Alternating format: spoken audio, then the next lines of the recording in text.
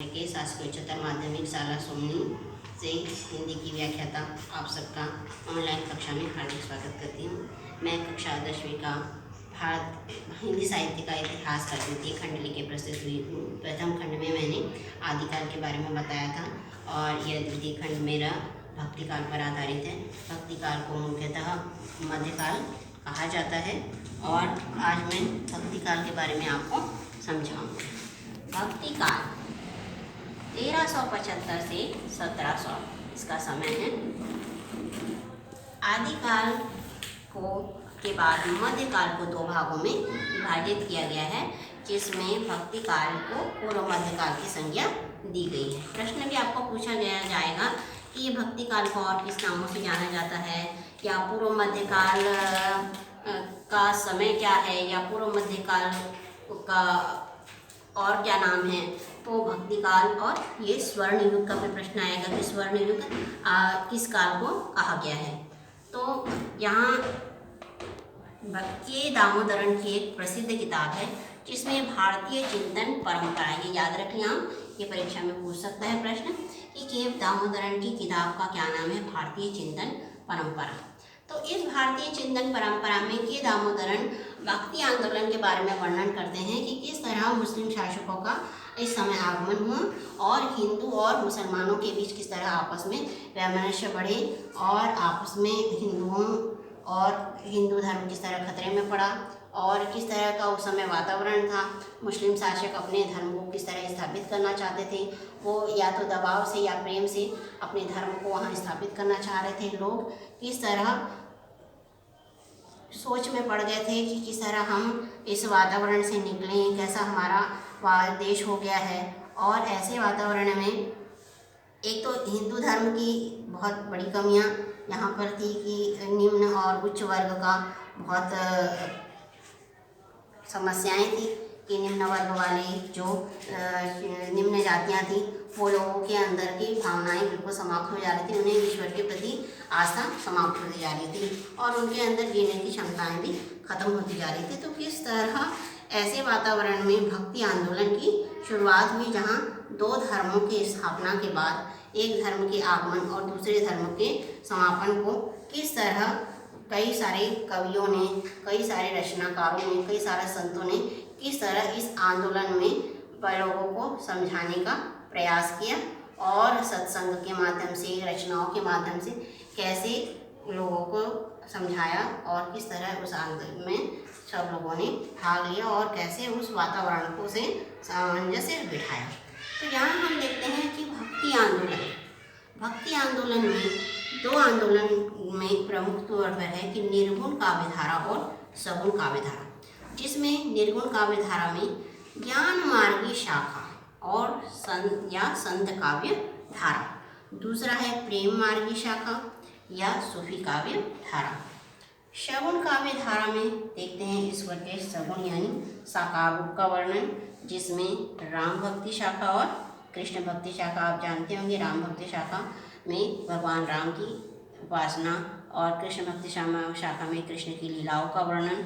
ज्ञान मार्ग शाखाओं में क्या बोलते कबीर जी के साखी शब्द और रामायणी और दोहे के माध्यम से, प्रेम काव्य में हम मलिक मोहम्मद जासी की रचना पद्मावत के बारे में जानते हैं कि किस तरह प्रेम मार्ग शाखा के कवि प्रेम काव्य के माध्यम से रचनाएं करके लोगों को क्या बोलते हैं आत्मा और परमात्मा से जोड़ने का प्रयास करते हैं। निर्गुण भक्ति शाखा की प्रमुख विशेषता हम देखते हैं कि निर्गुण भक्ति शाखा की क्या विशेषताएं थी। सबसे पहली विशेषता है कि ज्ञान प्रधान निराकार ब्रह्म की उपासना, यानी ज्ञान के माध्यम से ईश्वर की प्राप्ति।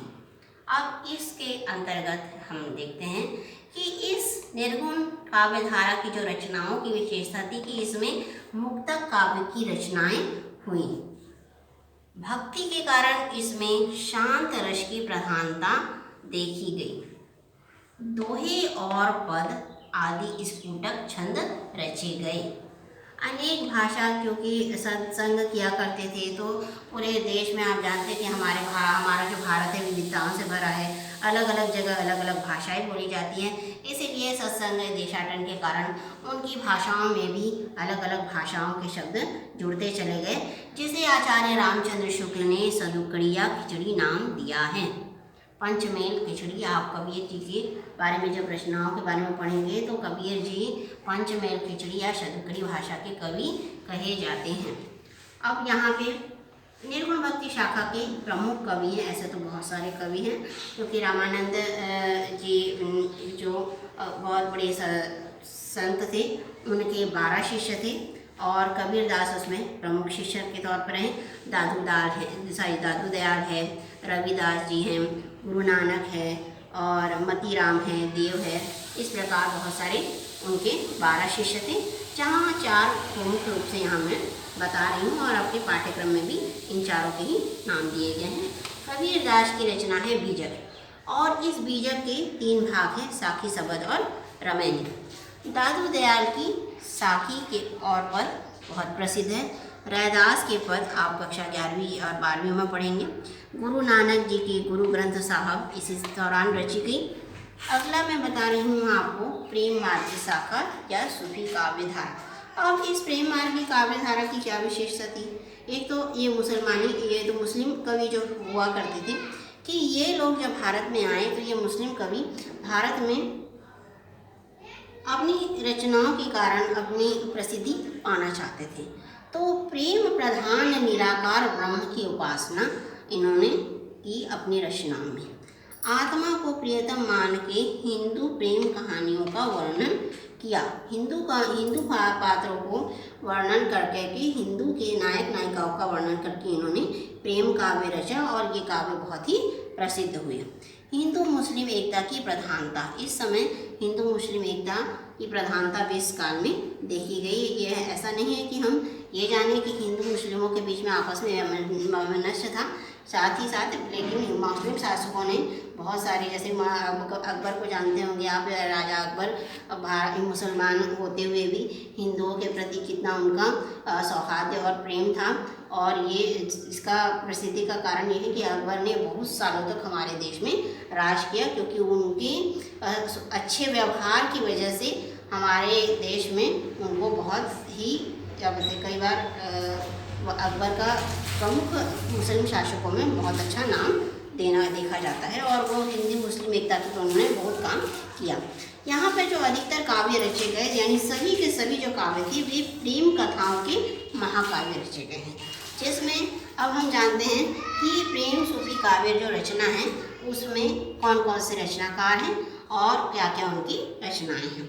तो पहला नाम आता है सबसे पहला मलिक मोहम्मद जायसी, जिसमें उन्होंने पद्मावती और राजा रत्न सेन के प्रेम कहानी का वर्णन किया गया है और इसके ऊपर एक अभी हाल ही में फिल्में भी बनी है और ये बहुत प्रसिद्ध रचना थी। ये सबसे भक्ति काल के प्रेम मार्ग की शाखा की सबसे प्रमुख रचनाओं में पहले नंबर पर गिनी जाती है।